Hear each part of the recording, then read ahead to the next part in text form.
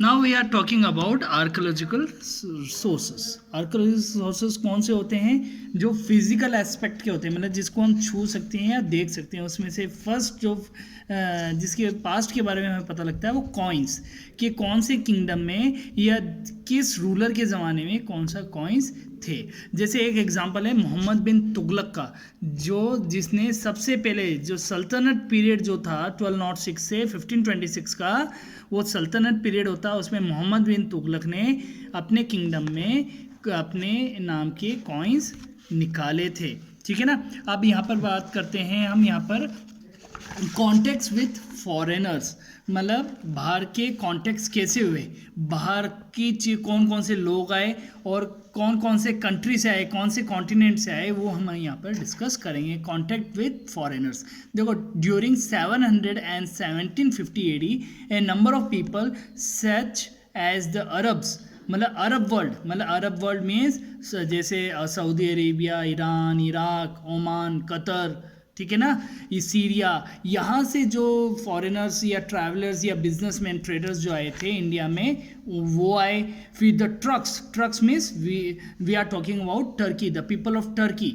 और Turks means we are talking about Mughals.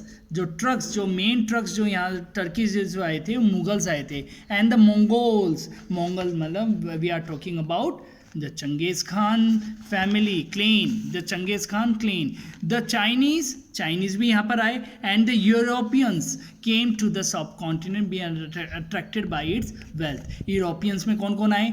England, British people आए जिसने India को 250 ईयर्स रूल करा। फिर फ्रांस से भी आए, फ्रेंच पीपल भी यहाँ पर आए। फिर पोर्चुगल से भी आए, पोर्चुगल जिसने गोवा पे रूल करा। ठीक है ना। ऐसे मतलब बाहर से फॉरेन ट्रैवलर्स या रूलर्स आए जिन्होंने इंडिया को रूल करा। उनमें से जो फर्स्ट अरब से जो रूलर आया जिसने इंडिया को रूल करा वो था मोहम्मद ऑफ गजनवी। गजनवी क्या है? एक प्रोविंस है, एक प्रांत है जो कि अफगानिस्तान में, वहाँ का राजा था मोहम्मद गजनवी। और फिर उसकी डेथ के बाद उसका जो मिनिस्टर था, एक जनरल था, एक या मिनिस्टर कह सकते हैं, मोहम्मद गौरी, मोहम्मद गजनवी की जगह मोहम्मद गौरी ने इंडिया को रूल करा। ठीक है ना।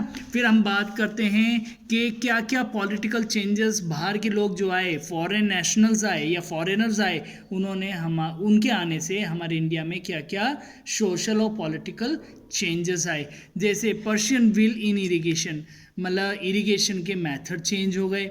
ठीक है ना। फिर स्पिनिंग व्हील्स इन वीविंग, फिर इसमें जो कपड़े बनाने के लिए जो वीविंग होता है, स्पिनिंग व्हील होता है ना, वो चेंजेस, उसमें चेंजेस आ गए, कपड़े बनाने का तरीका चेंज हो गया। फायर आर्म्स पहले हाथ से बनाए जाते थे, अब व्हील से बनाने शुरू कर दिए। स्पिनिंग का मतलब होता है रोटेट करना, गोल गोल घूमना। ठीक है ना, उससे कपड़े बने। फिर फायर आर्म्स इन कॉम्बैक्ट, मतलब फायर आर्म्स बनाने, मतलब नए नए रॉकेट, मतलब कह सकते हैं तोप जिसे हम कहते हैं, इंडिया में आई। New foods and beverages like potato, corn, chillies, tea and coffee. अब हम बात करते हैं एंशियन फूड स्टाइल की बात करें या एंशियन फूड हैबिट की बात करें तो इंडिया में एंशियन टाइम्स में टी कॉफ़ी नाम की कोई बेवरेज आइटम्स नहीं थी। टी और कॉफ़ी लाने वाला कौन? ब्रिटिशर्स या people from Europe bring tea and coffee from there. ठीक है ना। फिर कौन जो कहते हैं ये भी फॉरेन यूरोपियंस ही लेके आए थे। चिलीज मीन्स मिर्ची भी बाहर के लोग ही लेके आए। ठीक है ना। अब हम बात करते हैं, ये तो हमने खाली जो सोशल मीन्स सामाजिक होता है, पॉलिटिकल मीन्स राजनीतिक ग्रुप होता है। फिर लैंग्वेज एंड रीजन। अब लैंग्वेज एंड रीजन की बात करें तो बाहर से जो लोग आए या बाहर के जो स्कॉलर्स आए, ये हम एक एग्जांपल आपको दे रहा हूँ अमीर खुसरो का। ये बहुत बड़े स्कॉलर थे और पोएट भी थे। इन्होंने बहुत सारे मतलब प्रोवर्ब्स लिखे थे। तो उन्होंने कहा, यहाँ पर आके इंडिया में आके देखा कि यहाँ पर India have so many languages, every 100 kilometres there is a change in language. ठीक है ना। फॉर एग्जांपल यहाँ पर इंडिया में द लैंग्वेजेस, यहाँ की जो लैंग्वेजेस थी, जैसे सिंध प्रांत है जो कि एट प्रेजेंट पाकिस्तान में है, लाहौरी जो पाकिस्तान में पंजाब का जो आधा हिस्सा है उसकी कैपिटल लाहौर है, तो लाहौर में अलग लाहौरी बोली जाती थी लैंग्वेज, कश्मीर में कश्मीरी बोली जाती है, ठीक है ना। फिर तेलंगाना में तेलंगानी मतलब तेलुगु भाषा, तेलंगानी मीन्स तेलुगु भाषा बोली जाती है, गुजरात में गुजराती, ठीक है ना। अवध मतलब we are talking about UP and some parts of Bihar, वहाँ पर अवधी भाषा बोली जाती है। अवध मतलब is a name of a district where Ayodhya belongs, भगवान राम का जन्म भी माना जाता है वहाँ अवधी भाषा में। जैसे सुंदर हमारा हिंदूज़ में हमारे कुछ बुक्स हैं जो कि अवधी भाषा में लिखी गई हैं, या तुलसीदास जी द्वारा जो भी लैंग्वेज लिखी मतलब बुक लिखी गई है, जैसे रामचरितमानस वो अवधी में लिखा गया है। फिर हिंदवाई हो गया लेकिन एक बात इंपॉर्टेंट है, the main language Sanskrit, the oldest language of the world Sanskrit यहाँ पर बोली जाती थी, लेकिन संस्कृत को बोलने वाले या समझने वाले कुछ ही लोग थे, वो थे scholars and that is of ब्राह्मण ऑरिजिन, मतलब ब्राह्मण्स को ही संस्कृत बोलनी आती थी, क्योंकि ये स्पेशलाइज्ड लैंग्वेज है और वर्ल्ड की सबसे पुरानी लैंग्वेज भी संस्कृत ही मानी जाती है।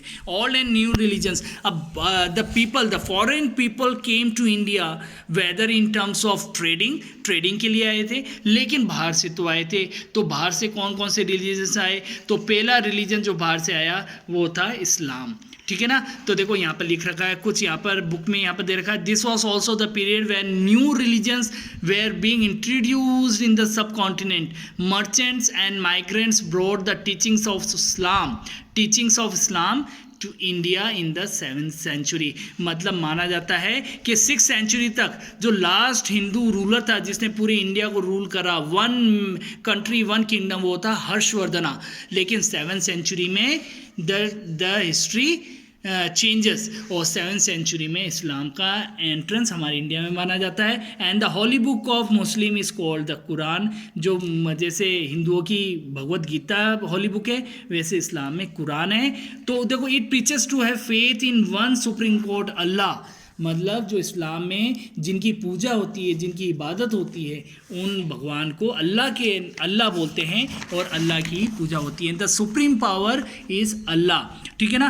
तो इसमें इस्लाम में देखो यहाँ पर कुछ दे रखा है, देयर आर 2 पाथ इन इस्लाम, वन इज़ सुन्नी मुस्लिम्स एंड सेकेंड इज़ शिया मुस्लिम। अब देखो यहाँ पर कुछ छोटा सा ब्रीफ में दे रखा है, the Shia Muslim believe that Ali the son in law of prophet Muhammad was the real leader of the Muslim community. तो शिया समुदाय के लोग मतलब अली को, जो प्रॉफिट मोहम्मद के सन इन लॉ हैं, ठीक है ना, वो उनका सुप्रीम लीडर मानते हैं। लेकिन on the other hand the community इस्लाम में दूसरी बात है, दूसरी कम्युनिटी है सुन्नी Muslims believed in the authority of खलीफा, the early leaders of the community, और सुन्नी मुस्लिम्स खलीफा को अपना लीडर मानते हैं। अब देखो कितनी अच्छी बात यहाँ लिखी गई, द मेन टीचिंग्स ऑफ इस्लाम, ठीक है ना, कितनी अच्छी है। देखो इसको हम पढ़ेंगे, it preach to live faith in one supreme God. इनका मानना है, इस्लाम कहता है कि एक गॉड पे विश्वास करो, ठीक है ना, गॉड एक ही है। पूरे रिलीजन्स भी ये बोलते हैं कि गॉड एक ही है, तो मतलब एक ही गॉड पे विश्वास करो। अल्लाह हु इज़ ऑल मर्सीफुल, मतलब वो दयालु है, कंपैशनेट है, मतलब देने वाला है, एंड बेनिफिशेंट, जो हमारी सहायता करता है। And the second teaching of Islam, to go on the pilgrimage to Mecca. Mecca is a name of a place, holy place in the state of Saudi Arabia. Mecca सबसे पवित्र स्थल जो इस्लाम में माना गया है वो मक्का को माना गया है, और हर मतलब मुस्लिम का एक दिली तमन्ना होती है कि वो मक्का अपनी लाइफ टाइम में एक बार जाके आए। टू कीप, थर्ड बात जो है, to keep fast from dawn to dusk in the month of Ramzan. अब रमज़ान हम जानते हैं in the month of June और जुलाई में आता है ना रमज़ान, उसमें फास्ट रखते हैं सुबह से लेकर शाम तक, फिर शाम को रोज़ा खोला जाता है और फिर मतलब पूजा प्रेयर ऑफर होती है मस्जिद में, ठीक है ना। फिर फोर्थ बात है, to give alms to the poor people. Alms means ये आर्म्स मतलब इट्स ए फूड, ठीक है ना। रमज़ान खोलने के, वो रोज़ा खोलने के बाद खाने के लिए आर्म्स दिए जाते हैं टू द पुअर पीपल, मतलब दान पुण्य की प्रथा है रमज़ान के महीने में।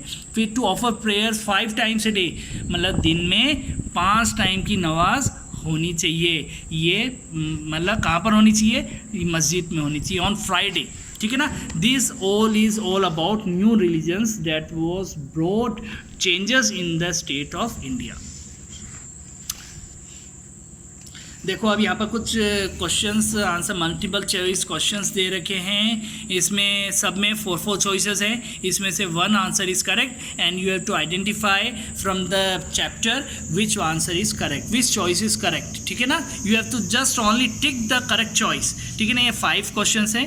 You have to do by yourself and the 5 fill in the blanks are there. ठीक है ना. Find out the answers in the chapter.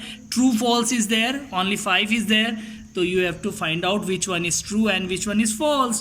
Then answer the answer type questions, short answer type questions. You have to give this answer in around 5 to 6 lines. And long answer type questions, you have to answer them in around 10 to 12 lines, not less than this. तो ये कुछ exercise है. You have to do by yourself. And the books are already in the school. You have to buy it from